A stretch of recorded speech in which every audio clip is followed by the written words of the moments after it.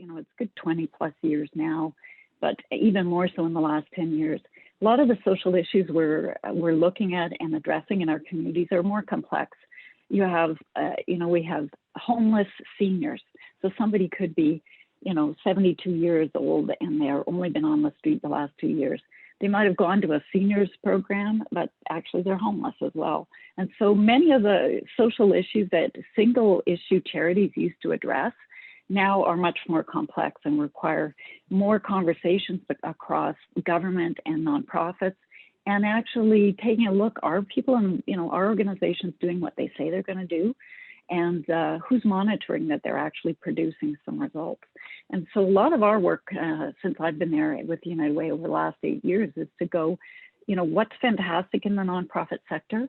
What are, where are the gaps, particularly in some of our smaller communities or the islands off the Vancouver Island?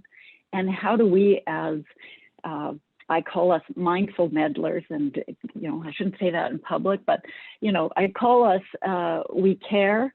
We know a lot about what the single issues, and we also know a lot about the various levels of funding. So we're in there working with government and nonprofits to go, what used to work 5-10 years ago before, the opioid crisis got worse and worse, doesn't work anymore. So how do we identify a new solution? How do we fund that?